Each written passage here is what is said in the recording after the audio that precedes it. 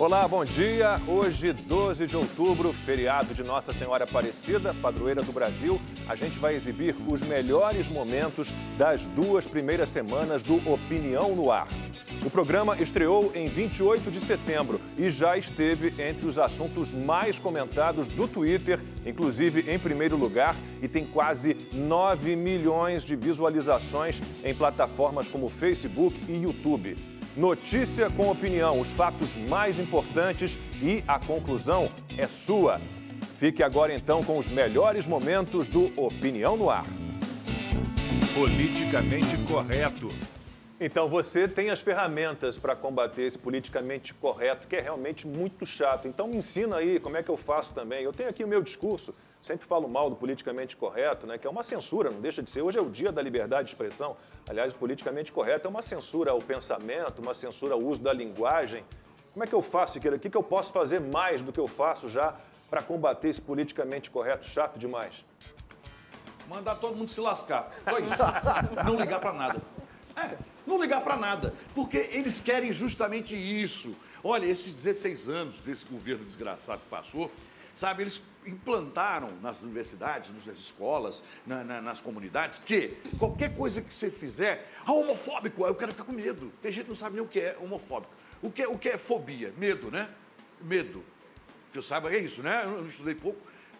Fobia é medo, homofóbico. Quer dizer que eu tenho medo de gay? Eu tenho medo... Não. Mas inverteram tudo e as pessoas ficaram com medo. Então não pode falar, não pode dizer. Oi, se você me dá respeito, eu te dou respeito em dobro. Eu tenho amigos gays, lésbicas, que são muito inteligentes, fazem parte do meu trabalho, visitam minha casa, eu compartilho diversão com essas pessoas. Agora, sem exageros, não precisa você subir na mesa e botar uma bandeira colorida para dizer... Pra que isso? Não tem essa necessidade. Esse é meu pensamento.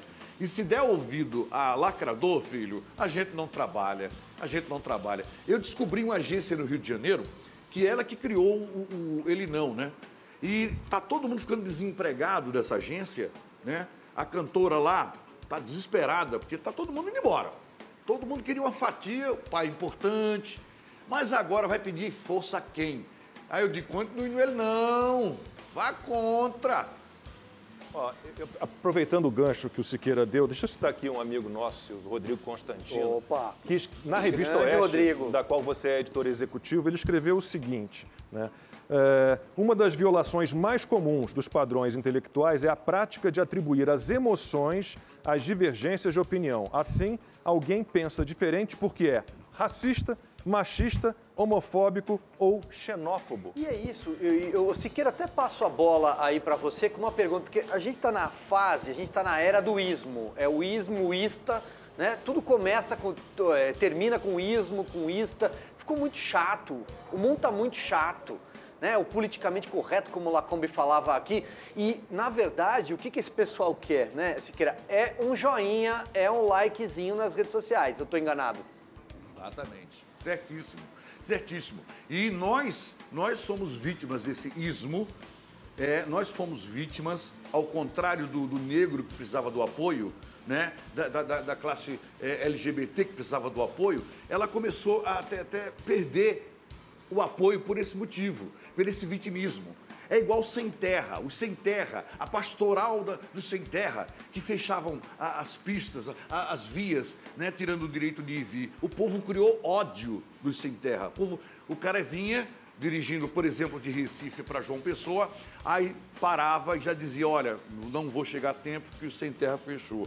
E ficava lá 2, 3, 4 horas, a hora que viesse um representante, né, e liberava a pista para você continuar a sua viagem.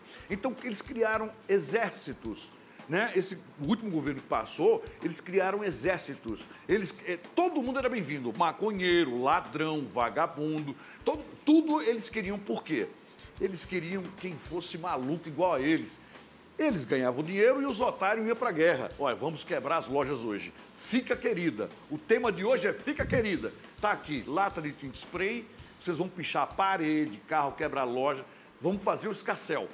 Hoje é o quê? Hoje Vamos lá, outro tema aí, meu Deus, deles. É tanto tema bacana, né? ele não, tem outros, eles têm tema para tudo, né? Hashtag salve a Amazônia, hashtag salve as tartarugas, hashtag deixa o Titanic em paz, hashtag não mexa com Mickey, hashtag é modinha, lacracione.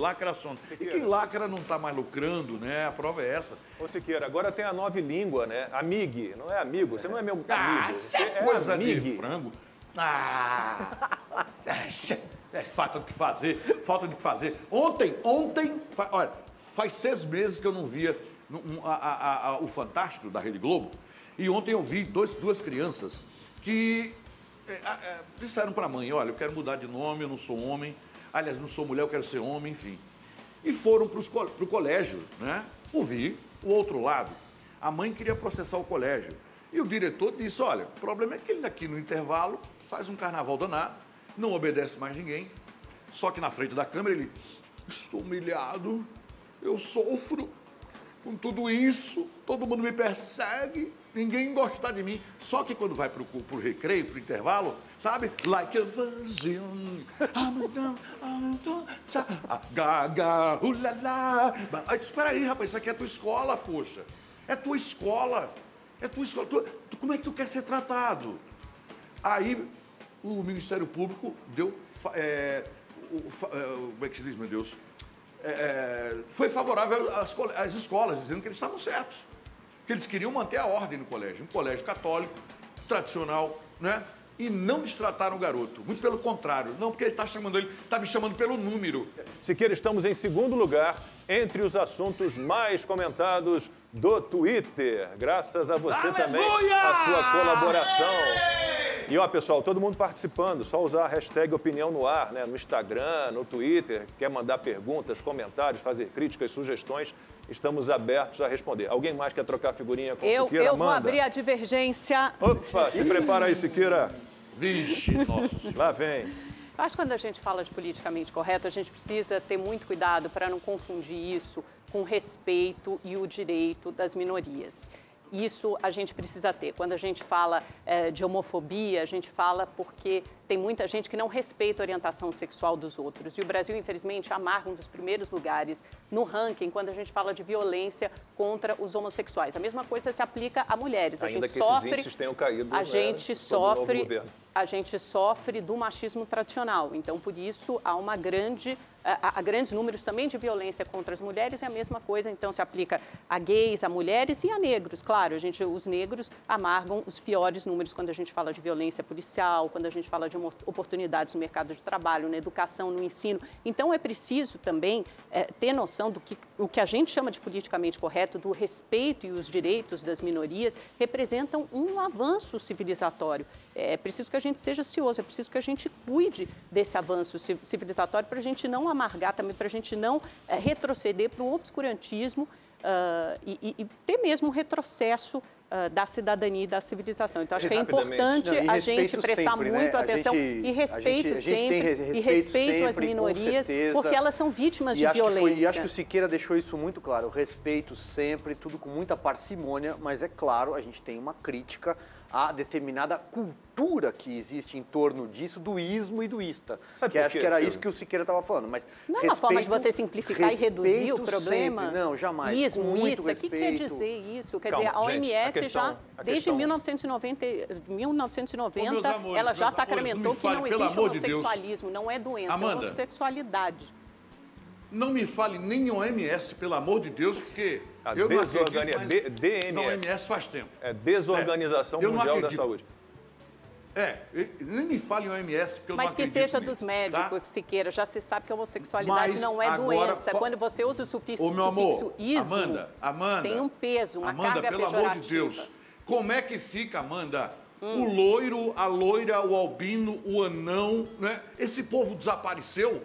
Só tem proteção para negro, gay, sapatão. Quem mais? Meu Deus do céu, que é terceiro aí? O resto acabou-se. Quer dizer, a cota, coitado. O albino tá lascado, o albino. Ele quiser uma vaga na universidade, tem não. Você é muito branco, vai pra lá. Piada de loira, tchá, legal. Que é isso, rapaz? Siqueira. Que versão é essa? Oi, somos um povo só, brasileiros, índios, negros, baiano, pernambucano, amazonense. Não.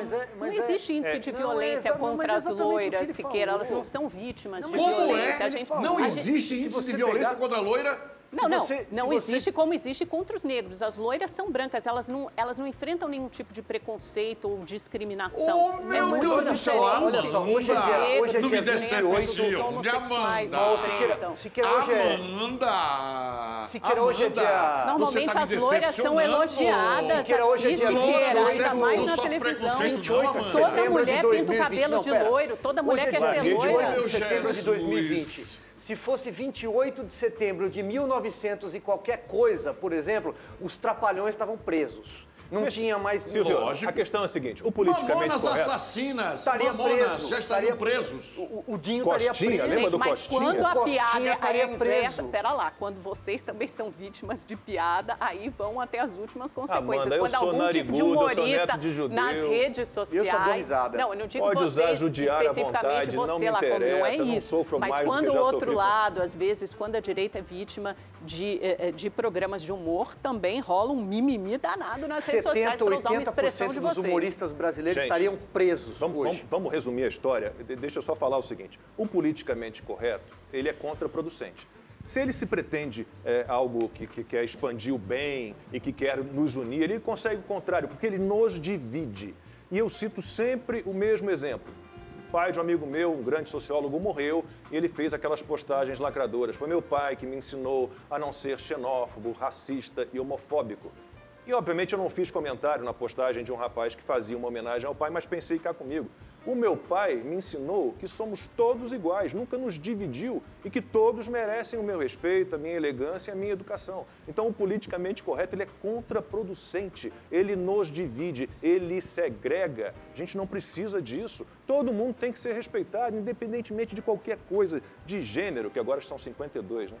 Gênero, de cor da pele, local de nascimento, local de moradia, salário, o que faz da vida, não interessa. Lacombe, é isso. Lacombe, me permita, eu estou pensando muito, acreditando e já visualizando, já prevendo que até dezembro ser hétero no Brasil vai dar cadeia. Como é que estavam falando no meu ponto, eu não ouvi. Ele fala... Eu acredito que até dezembro ser hétero no Brasil vai dar cadeia, crime. Vamos presos então, todos aqui. Não tem jeito. Siqueira, mais uma notícia sobre o Twitter. Estamos em primeiro lugar entre os assuntos mais comentados. Tá vendo? Siqueira levantou nossa audiência. Siqueira, você é maravilhoso. Obrigado, Siqueira. Siqueira. E aqui tem unanimidade, todo mundo te adora. E hoje, feriado em todo o Brasil, a gente está exibindo os melhores momentos das 2 primeiras semanas do programa. Os assuntos mais importantes, com muita opinião. Meio ambiente. Ministro, eu comecei falando sobre essa mudança na representatividade, na composição do CONAMA desde o governo do PT, da ministra Isabela Teixeira em 2016, né? O CONAMA hoje é muito mais enxuto e mudou a representatividade também. O governo federal tem mais assentos e o setor empresarial também. Ao todo tem 51% dos votos do CONAMA. Queria perguntar para o senhor se na prática essa extinção das resoluções de áreas de proteção permanente, como manguezais, que são ali o berçário dos peixes, de reprodução de peixes, dos manguezais e da restinga, se isso não atende a interesses econômicos de empreendimentos imobiliários, do setor hoteleiro, que quer avançar sobre essas áreas da praia e construir empreendimentos imobiliários. Isso não abre um espaço para passar a boiada? Quando o senhor fala aí que estados podem fazer as suas próprias regras, isso abre um caminho também para uma guerra ambiental, em vez da guerra fiscal, a guerra ambiental.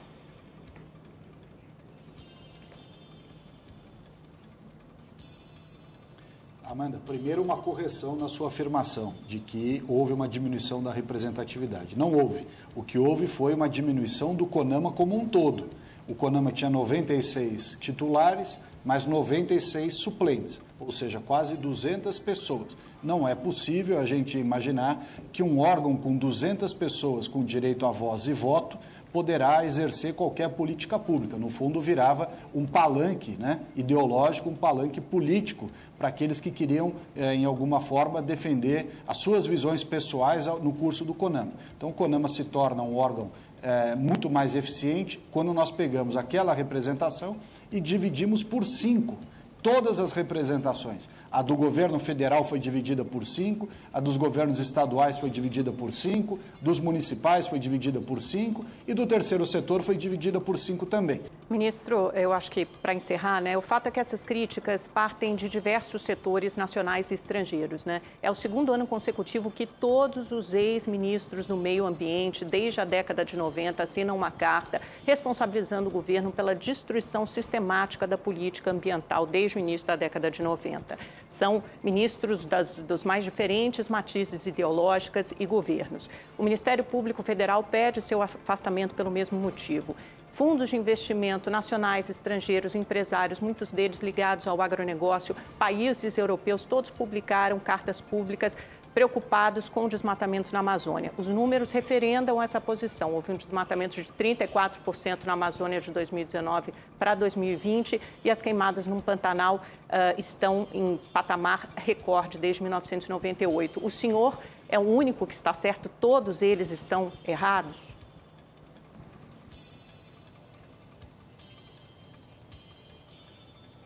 Não, primeiro não é recorde, tá? Em primeiro lugar, está errada essa informação que você deu agora. O recorde de desmatamento foi em 2004 e 2005, 3 vezes mais do que tem de desmatamento no ano passado e nesse ano, vou repetir, 3 vezes mais, tá? Inclusive, nós divulgamos essa semana, aliás, a capa da Veja, de 2005, que mostra que os petistas que trabalhavam no Ministério do Meio Ambiente na época da Marina Silva foram presos por corrupção, por vender licença de corte de madeira ilegal lá na Amazônia. Alguns desses ministros que você citou estão, inclusive, na lista da rachadinha lá da Assembleia Legislativa do Rio de Janeiro. Outros ministros são dos estados mais miseráveis do Brasil, embora as famílias sejam muito ricas. Então, eu não dou credibilidade para essa carta de ex-ministro, porque se a gente for na linha de ex-ministro de Meio Ambiente, nós vamos ter que olhar um por um o que cada um fez nos seus estados de origem e tudo mais. O fato, e este é um fato, é que esses ministros deixaram a Amazônia para trás. Enquanto eles viajaram pelo resto do mundo, ganhando prêmios de sustentabilidade e troféus e certidões de honra ao mérito, a Amazônia continuou sendo a região mais rica do Brasil, com a população mais pobre. É a região mais rica do Brasil, com pior índice de desenvolvimento humano, justamente porque muito se falou do ponto de vista dessa visão dos ex-ministros do Meio Ambiente, mas não se cuidou das pessoas. E se você não cuidar das pessoas, elas vão, de um jeito ou de outro, arranjar uma maneira de viver, de subsistir. Então, o que nós precisamos fazer nesse momento e o que o governo Bolsonaro tem feito? É uma discussão sobre como levar o desenvolvimento econômico sustentável, melhorar a qualidade de vida das pessoas e não tratar a Amazônia como se ela fosse um grande zoológico que você põe uma cerca em volta e ninguém pode mexer lá dentro. Porque numa região que tem 23 milhões de pessoas vivendo, você tem que cuidar da saúde deles, que é o pior do Brasil, cuidar do saneamento, que é o pior do Brasil, cuidar da educação, que é o pior do Brasil, cuidar da habitação da região da Amazônia, que é a pior do Brasil, e aí incentivando a bioeconomia, justamente a geração de emprego e renda. Essa turma não fez nada disso, Amanda. Os fundos de investimento serão muito bem-vindos, inclusive, para colocar dinheiro. Então, darem aquele passo a mais, né? Bancos, etc., saírem do campo das boas ideias e colocarem dinheiro. Aliás, tem um programa que eles podem fazer isso, que vai ser lançado pelo presidente Bolsonaro, que é o Adote um Parque. 132 unidades de conservação na Amazônia, dos mais diferentes tamanhos. Qualquer um desses fundos de investimento nacionais ou estrangeiros, bancos nacionais ou estrangeiros, ou até pessoas físicas, quem tiver bastante dinheiro e quiser, artistas, etc., quiser realmente colocar dinheiro para cuidar da Amazônia, tem aí uma oportunidade. Não entra um centavo para o governo, é o próprio dinheiro do doador que cuidará da unidade diretamente, então não tem nada arrecadatório e poderá fazê-lo. Essa será uma boa oportunidade para a gente dividir aí quem fica só no discurso e quem quer fazer as coisas na prática. Covidão. Covidão é uma realidade, né? São 3 governadores com a corda no pescoço. O Wilson Witzel já foi jogado para fora do Palácio da Guanabara, não volta mais. Temos o Helder Barbalho, que, aliás, deve ser difícil carregar um sobrenome desse, mas o Helder Barbalho do Pará também agora foi jogado contra as cordas. E um terceiro governador, Carlos Moisés, governador de Santa Catarina, também aparentemente enroscado em operações. Tem poucas coisas, eu até coloco aqui a questão para a gente debater, tem poucas coisas que as pessoas entendem tão bem quanto assaltar hospital, medicamento ou roubar merenda, por exemplo. Gilmar Mendes acha bobo, porque não é um crime violento. Aí é o Gilmar Mendes, né? Aí é o Gilmar Mendes. Agora tem pouca coisa, e tem poucos crimes mais inescrupuloso roubar dinheiro da saúde. Roubar dinheiro de respirador, de gente que está sofrendo, que está precisando. E o Estado... Eu sou a favor de um Estado sempre mínimo, mas o Estado tem que ser provedor de saúde e de educação. Então as pessoas vão ao posto de saúde, elas vão aos hospitais, chega lá e não tem respirador. Por que que não tem? Porque o empresário roubou, porque o governador roubou, porque essas organizações criminosas se reorganizaram. Isso aí já acontecia no passado. Eu lembro de maio de 2006, por exemplo, a Operação Sanguessuga, que era a máfia das ambulâncias, e aí envolvia políticos. Agora é muito maior. A Operação Sanguessuga eram 110 milhões de reais. Nós estamos falando de 1,8 bilhão no Pará, 1,2 bilhão no Rio de Janeiro. As cifras são muito maiores. E aí passo a bola aqui para vocês, para não virar um monólogo. Eu estou tentando puxar da memória aqui, eu me lembro um caso no Amazonas, da compra de respiradores feitas numa loja que era importadora de vinhos, lembra disso? Rio de Janeiro, né, que você teve respiradores que simplesmente não serviam para os doentes de Covid, respiradores que não foram entregues, né? Prometeram lá nem sei quantos leitos mais e não foram entregues e o contrato ia até agora o fim do ano, quer dizer, não há mais hospital de campanha, mas você continua pagando aquele contrato. E o último levantamento que eu vi, 410 procedimentos de investigação, né, para combater casos de corrupção durante a pandemia, em 11 estados brasileiros. É algo inacreditável. O Gilmar Mendes considera crimes de corrupção crimes menores, não são violentos, mas o que morre de gente em consequência disso, muita gente morre. Eu tenho até uma dúvida, acho que uma questão aqui para a procuradora, porque a gente sabe, né, procurador, que, enfim, a gente está nesse estado de calamidade pública devido à pandemia e todos esses processos de licitações foram suspensos porque eram necessárias compras emergenciais rápidas de respiradores, uma série de outros insumos de saúde. A gente sabe que faltaram insumos no mercado, obviamente era o mundo todo ao mesmo tempo querendo esses insumos, muitos deles vêm da China. E o preço foi para as alturas. Como é que o Ministério Público, como é que a investigação faz para discernir, para distinguir quando é uma prática, quando é uma operação, uma organização criminosa que se aproveita dessa situação para superfaturar contratos, desviar dinheiro público e quando é realmente um momento completamente atípico e fora da curva do mercado? Então, quando foi autorizada o orçamento de guerra, né, que visava essas dispensas, né, encaminhamento de recursos para os estados e para os municípios, nós ficamos preocupados, né? Quem trabalha no combate à corrupção sabe que é uma excelente oportunidade para políticos corruptos e empresários desonestos se aproveitarem da situação da pandemia, uma situação triste de pessoas que estão doentes, pessoas que estão morrendo e praticam esses crimes gravíssimos, né? Então a corrupção é um crime gravíssimo, no meu entendimento deveria ser crime hediondo, é um crime que de fato mata. As pessoas morrem por conta da corrupção, porque não tem remédio, porque não tem leito, porque não tem um atendimento rápido. Combate à corrupção e o futuro da Lava Jato. Quanto à declaração do presidente, ele sempre dá a chance de falarem mal dele. A gente entende o que ele quis dizer, né? Não há mais corrupção, não haveria necessidade de uma Operação Lava Jato.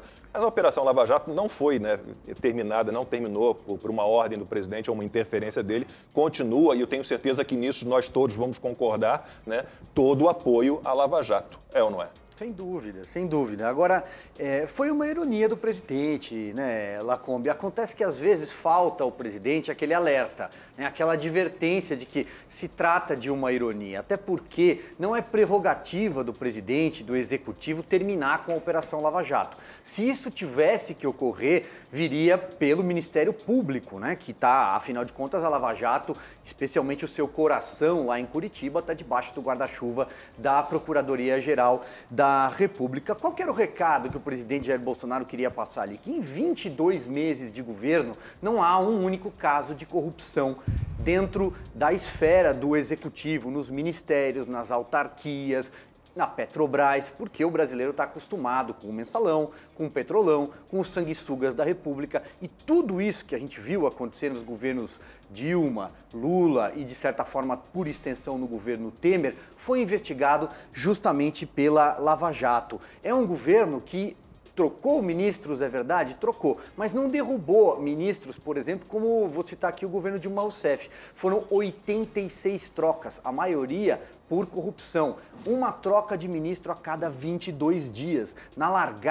Teve uma largada de governo Dilma em que caíram Antônio Palocci, Carlos Lupe, Alfredo Nascimento, Pedro Novaes, Orlando Silva, para não perder a conta aqui, né? Portanto, eu acho que a gente tem que ter algum cuidado, e o presidente tem que ter algum cuidado, Amanda, doutor, Lacombe, porque ele precisa de alguma advertência. Qualquer frase dita por ele vai ser tirada do contexto por seus adversários, sejam políticos ou seus adversários na imprensa. Vamos passar para o doutor Marcelo, começar com essa discussão sobre os métodos e procedimentos dos procuradores da Lava Jato, né? Que a gente tem que diferenciar. Tem a Lava Jato e tem o lavajatismo. Os métodos, na sua opinião, doutor Marcelo, eles são corretos? Houve excessos em algum momento na Lava Jato? Bom, em primeiro lugar, registrar que é um prazer imenso estar aqui, de novo, Lacombe, Amanda, Navarro. Como é que funciona, na verdade? Se você me permite, eu queria só fazer uma observação dentro da tua fala, Navarro, que eu acho que foi muito adequada. O presidente Bolsonaro, quando ele fala para os seus eleitores, ele fala para o público em geral. Ele não está falando para o Ministério Público ou para as autoridades constituídas no sentido de que a Lava Jato terminou. Ele faz mesmo uma colocação no sentido de que, olha, eu acabei com a Lava Jato porque nesses 22 meses de governo não houve, até aqui pelo menos, nenhum grande escândalo de corrupção envolvendo o governo federal. Em relação aos métodos da Procuradoria, a Procuradoria, os procuradores investigam e promovem as denúncias criminais. Aí cabe ao Poder Judiciário justamente avaliar se essas denúncias são, aceitar ou não essas denúncias, fazer todos os atos de instrução e julgar os processos. Pronto, agora está o doutor Ives Gandra Martins. Doutor, muitíssimo obrigado pela sua participação. É um prazer sempre conversar com o senhor, aprender com o senhor. Estamos aqui começando a nossa conversa tratando dos métodos e procedimentos dos procuradores da Lava Jato. A discussão houve em algum momento excessos ou foi tudo feito corretamente, doutor? Muito obrigado pela participação. Boa tarde. Veja o seguinte, mestre Lacombe, o que eu vejo no caso da Operação Lava Jato é que ela foi absolutamente necessária no Brasil. Houve um momento em que efetivamente tinha que se procurar combater a corrupção de uma forma mais dura e foi o que exatamente aconteceu. Mas eu estou convencido que houve excessos e esses excessos fizeram com que houvesse um pouco de desequilíbrio nas relações entre os membros do Ministério Público e os da advocacia. A advocacia, nós, em diversos momentos, conversando com os advogados que estiveram na Operação Lava Jato, eles se queixavam de que ela era, inclusive, maltratada. O que vale dizer, tinha o juiz encarregado um contato permanente com os membros do Ministério Público, fazia, inclusive, indicações de como é que os membros do Ministério Público deveriam agir, e os advogados não recebiam um tratamento semelhante no sentido de poderem defender com muita tranquilidade. Mas, do ponto de vista processual, no momento do julgamento, não houve excesso. Economia. A gente sabe que a gente tem o ministro Paulo Guedes, considerado no ano passado, né, o melhor ministro da economia do mundo. Ele tem um caminho já traçado para a retomada do crescimento do Brasil. Eu sempre falo disso, há 48 projetos de lei, a maior parte na Câmara, alguns no Senado. São projetos importantes para que o Brasil retome o seu rumo aí de crescimento, como vinha acontecendo já, começou em 2019. Esse ano era para ter sido um ano realmente bom, com 2,5% de crescimento mais ou menos no PIB. Há 19 desses 48 projetos muito importantes que têm que ser votados logo, né? Mas, obviamente, a gente tem que pensar, Renata, que não é só a aprovação disso, isso é muito importante, mas tem corte de gastos que a gente espera e tudo isso vai atrair capital privado. Esse caminho traçado, o caminho liberal pelo Paulo Guedes, na minha opinião, não há como escapar dele. Eu espero que não, Lacombe. Eu espero que não dê para escapar, porque até correndo o risco de estar dentro de um discurso bastante repetitivo, que eu sempre falo, o Silvio me conhece há mais tempo, sabe que eu falo disso há muito tempo, o Brasil precisa necessariamente de reformas estruturais, isso não é de hoje. Para dar um background aqui para o nosso espectador, o Brasil vinha de uma situação muito difícil, com gastos muito grandes do governo e que acabou deixando a gente numa situação muito difícil, inclusive para passar melhor pela pandemia. Então, quando a gente teve um respiro com a reforma da Previdência, que mostrou que a gente tinha capacidade de começar a passar essas reformas, não ter mais esse rombo tão grande e talvez, inclusive, talvez não, né? Principalmente reduzir os gastos públicos, a pandemia chegou e aí todo o cenário foi desconfigurado. Muita gente me pergunta, mas os liberais não acreditam que o Estado não deve intervir nunca, nem numa pandemia? Na verdade, não. Friedrich Hayek falava que a única forma, o único jeito que o governo pode interferir é quando existe um cenário extraordinário, como é o caso da pandemia, como é o caso da crise de saúde. E aí sim, não tinha como o governo não intervir e auxiliar as pessoas. Porém, o fato da gente já ter uma estrutura de gastos públicos muito altos, de ter uma estrutura de Estado inchado, para lembrar que a gente está na posição 144 do ranking de liberdade econômica. Então, o país é essencialmente fechado economicamente e isso porque subiu 6 posições desde que o Paulo Guedes entrou e fez a reforma da Previdência. A gente era a posição 150. Então, toda essa situação que a gente tem hoje, ela é mais delicada, já era ruim e ficou mais delicada. Então, Lacombe, não existe outro jeito, outra forma da gente sair dessa situação, senão entender esses problemas, não colocar eles para debaixo do tapete e fazer as reformas estruturais. A minha pergunta é: até que ponto essa agenda liberal fica comprometida no pós-pandemia, em que talvez o Estado seja obrigado a gastar mais para acudir uma série de pessoas que ficaram em situação de vulnerabilidade? Legal. Eu já vou começar discordando respeitosamente de que o Renda Cidadã é necessário. A gente precisa de ambiente de negócios. O Ronald Reagan falava que o melhor programa social é o emprego. Então, não adianta você fazer um Renda Cidadã, sendo que a gente já tem outros programas, e não que eu seja contra programas de redistribuição de renda. É importante ter esses programas, como já aconteceu com Bolsa Família, até na retirada das pessoas de uma faixa muito extrema de pobreza.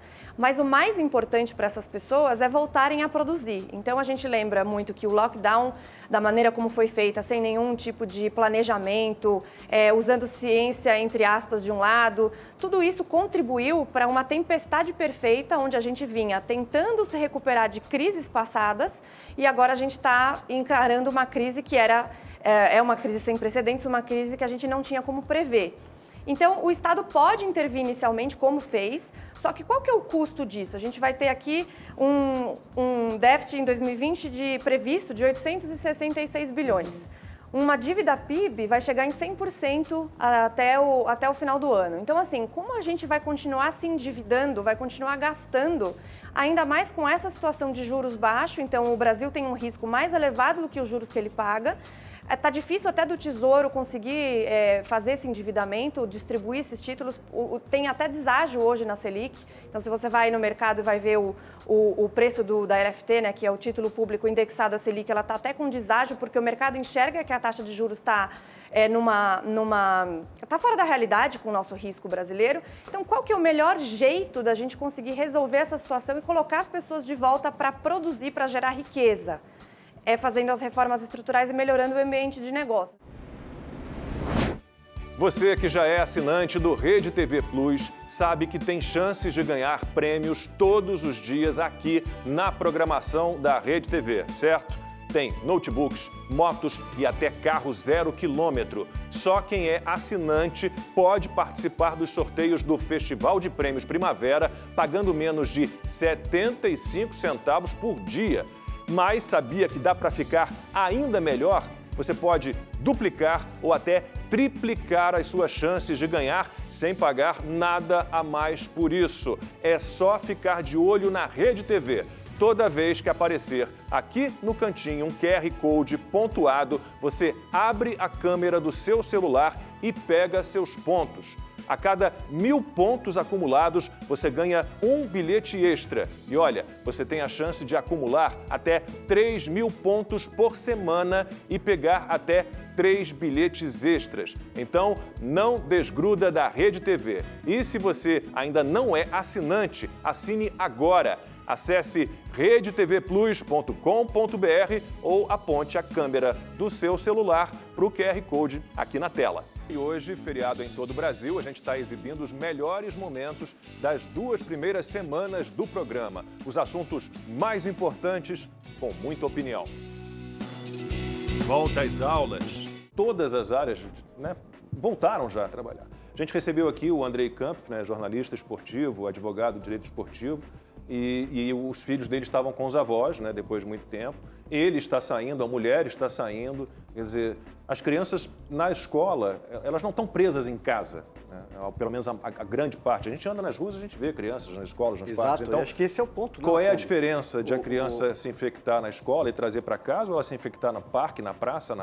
Porque alguns pais, enfim, as crianças não estão na escola, mas alguns pais levam para a praia, levam para o supermercado, para o shopping center.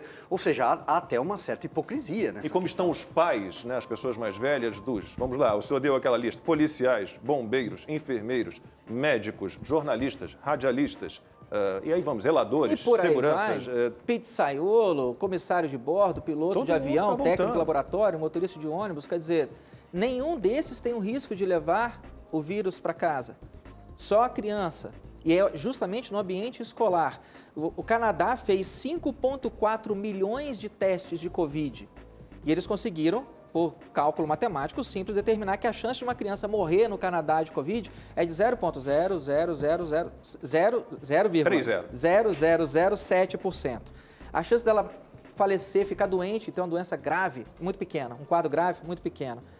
Dela passar o vírus para outras pessoas. Bom, eu sou médico. Eu trabalho num pronto-socorro lá em Caraguatatuba, que a unidade é focada no atendimento de pessoas com Covid. Ficam lá 10, 15 pacientes internados. A família vem para poder receber a notícia do ente querido. Quer saber como é que minha mãe está indo, como é que meu pai está indo. Essa pessoa vai voltar para casa. Ela esteve dentro de uma unidade de pronto atendimento, visitando o pai que está lá por causa de Covid. Ela não tem risco de levar o Covid para casa. Mas a criança que foi na escola, que não é um ambiente de saúde, tem. Porque se fosse assim, coitada da mulher que trabalha na limpeza da UPA, ela não tem risco de levar, então, o Covid para casa? E a moça do laboratório, e a técnica de enfermagem, e a menina que colhe o sangue, e o segurança que está na portaria, e a moça que está na recepção. Nenhum deles que está dentro de uma unidade de pronto atendimento especializada em emergência respiratória tem risco de levar o Covid para casa. Só a criança na escola. Isso parece mais ou menos com aquela medida do prefeito de Salvador que permitiu que você vá na praia, mas proibiu que você entre na água. Eu fiquei imaginando que o Covid deve ter sofrido alguma mutação e virou um tubarão que ele te cerca na água. Você botou o pé na água, o Covid te pega. Mas se você ficar na areia, tá tudo ok. Eu vivo muito isso nos restaurantes. Tudo bem, eu entendo que há um protocolo, mas você sentado, você não transmite. Na hora que você levanta, por exemplo, para ir ao banheiro, você é obrigado a colocar, mas você de pé, talvez você transmita. Pessoas, você é um cara alto, eu só tenho 1,72 m, você é um cara alto. Eu ficando de pé no restaurante, eu estou correndo o mesmo risco que você de pé? A nossa altura influencia no risco de pegar o Covid? E se eu sou um cara extremamente alto e eu sentado fico da mesma altura que um cara que é extremamente baixo?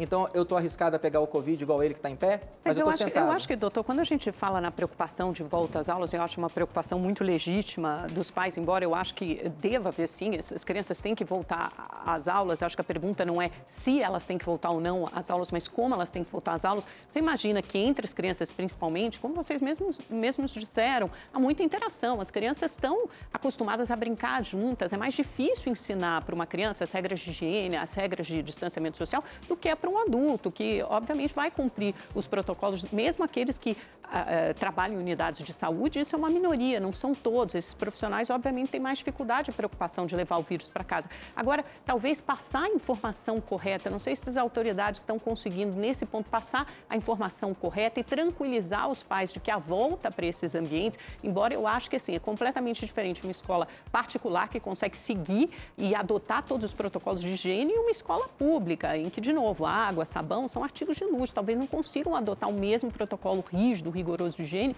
das escolas particulares. Então, assim, como atender a esses diferentes universos, né? Acho que essa é a principal questão. E tranquilizar os pais. Dentro da sua pergunta para o doutor, só fazer um parêntese, quando você fala assim, será que as autoridades estão passando a informação certa? As autoridades sabem qual é a informação certa? Eu não sei, mas elas estão definindo protocolos de saúde. A meu ver, por exemplo, espanta não ver talvez uma propaganda nacional tranquilizando os pais, se alertando e quais são os protocolos de volta às aulas, nos estados, nos municípios. Mas há um interesse nessa pandemia visível e, para mim, pelo menos está praticamente provado que determinados setores da imprensa, majoritário, aliás, inclusive, tem total interesse que essa pandemia não acabe, porque é uma pandemia para desgastar aí a gente está navegando por águas escuras da ideologia e da fantasia. As autoridades não sabem. É difícil a gente navegar por essas águas. Esse lockdown foi exacerbado,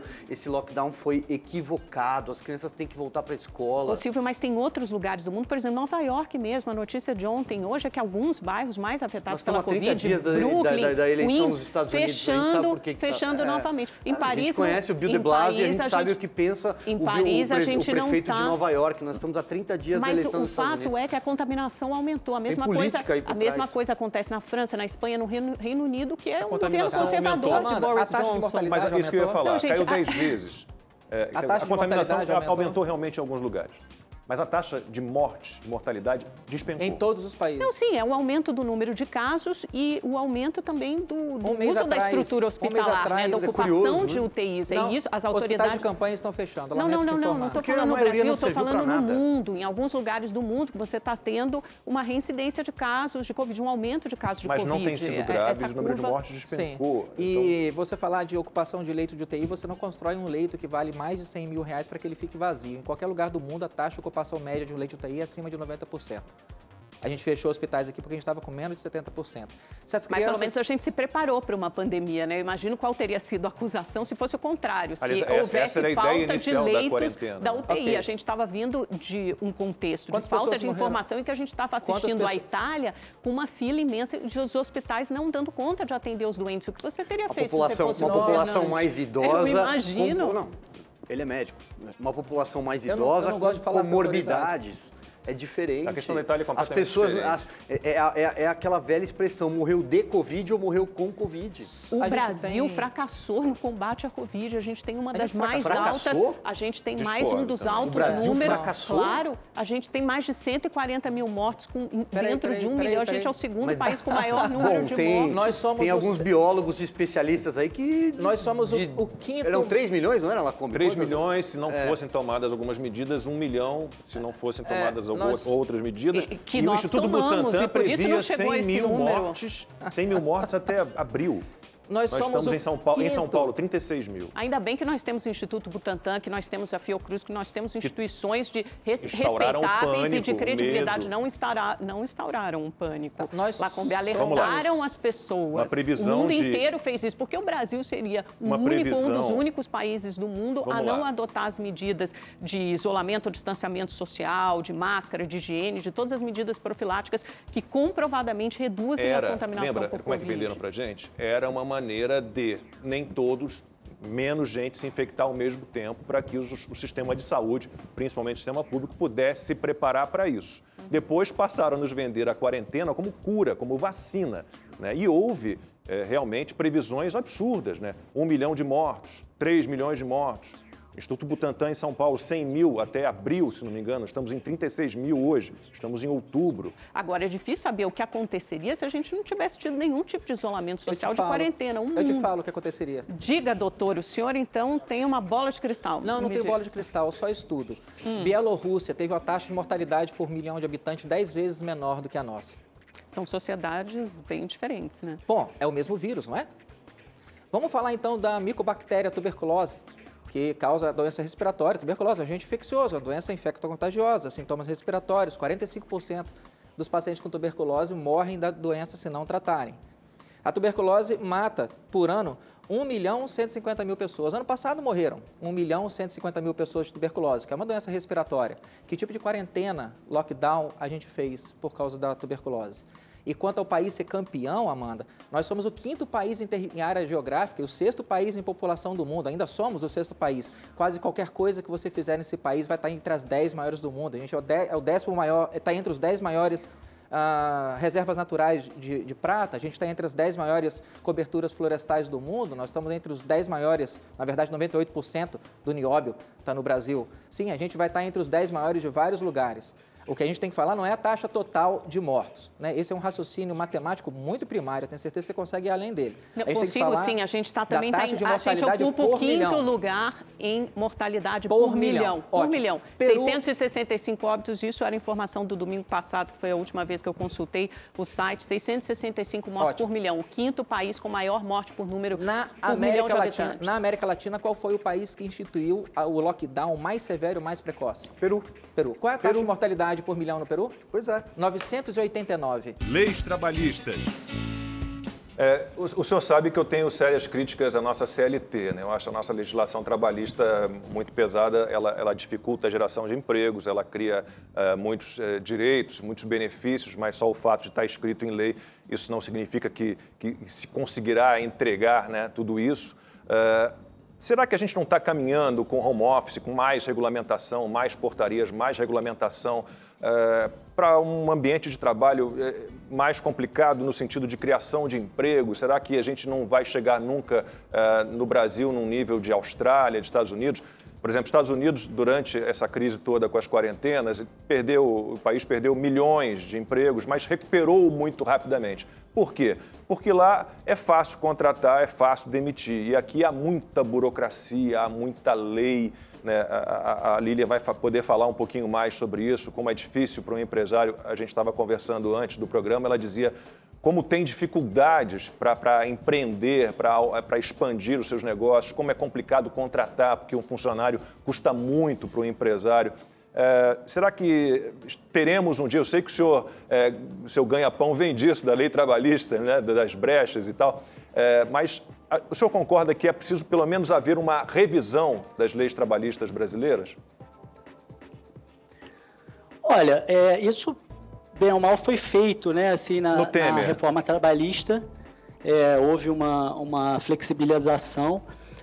O teletrabalho, ele veio dessa flexibilização justamente, então excluiu-se o trabalhador em teletrabalho do regime normal de controle de horário, permitiu-se pela CLT que as partes negociassem quem seria responsável pelo material de trabalho, pela infraestrutura tecnológica. O empregador, obviamente, ele teria que se responsabilizar por reembolsos de algumas despesas, mas poderia se negociar se o empregado tem computador em casa, esse computador fosse e ele supre as necessidades, não precisaria a empresa comprar computador para ele. O que eu acho que acontece nesse caso do Ministério Público do Trabalho é que, com toda a boa intenção de proteção do trabalhador e da saúde do trabalhador, os benefícios que o empresário enxergou num primeiro momento de economizar com o home office por conta de não ter transporte, não ter que pagar deslocamento, outras despesas com luz, né? Isso hoje já está se transformando talvez não tanto numa vantagem, porque o Ministério Público está exigindo que sejam dados todos os materiais ergonômicos para o empregado. Então, cadeira, mobiliário, a parte toda de internet tem que ser reembolsada. Toda essa parte que antes podia ser negociada, ela está meio que sendo exigida por essa nota técnica. Isso, para os empresários, gerou uma certa apreensão, porque o custo vai aumentar muito, né? Principalmente empresas de telemarketing que até já estavam fazendo um pouco isso por conta de uma norma regulamentada do Ministério do Trabalho, mas outras empresas vão ter que arcar com essas despesas que eu acho que não estavam muito na planilha ali de custos nesse momento. E a gente tem um tweet que tem a ver com o home office, do Gabriel Frois, e é o seguinte: dúvida, e quando as empresas, pessoas descobrirem que home office pode não ser tudo isso e que não funciona para todo mundo? Dentre tantos benefícios inegáveis, tem uma característica que é maléfica no longo prazo. Você sabe a hora de parar? A empresa sabe que você parou? E aí, Lilian, talvez seja aquela questão, você vai passar a trabalhar por tarefa, né? E não cumprindo uma carga horária. Agora, como é que faz? A senhora fica ali ligando para os seus funcionários o tempo inteiro, fora, daqui a pouco o doutor Leonardo pode falar, porque isso é muito chato, né? Já está lá 8 da noite, você tem que responder um e-mail, tem que atender o telefone corporativo, no celular corporativo. Passa a ser uma relação de confiança, onde as partes têm que ter esse equilíbrio. E nem sempre existe esse equilíbrio. Muitas vezes por conta do empregador, que pode exigir, às vezes, além do que deveria, e muitas vezes por conta do empregado, que não tem a disciplina necessária, que perde o foco. É aquele famoso já que você está aqui, então tem aquela lâmpada, tem não sei o quê, ou a interferência de filhos. Não é fácil mesmo, não é para todo mundo. É algo que a gente vai ter que debater muito aí. E acredito que serão várias tentativas no sentido de achar uma decisão que seja boa aí. Amanhã, 11h50 da manhã, 10 para meio-dia, horário de Brasília, o Opinião no Ar volta com um tema inédito num programa ao vivo. A gente conta com a sua audiência e a sua participação pelas redes sociais. Mande seus comentários, suas perguntas por escrito ou por vídeo, pelo Twitter ou Instagram. O endereço é o mesmo, é @OpiniãoRedeTV. Lembre-se de usar sempre a hashtag Opinião no Ar. Você pode fazer contato com a gente também pelo WhatsApp. O número é 11 999 39 4071.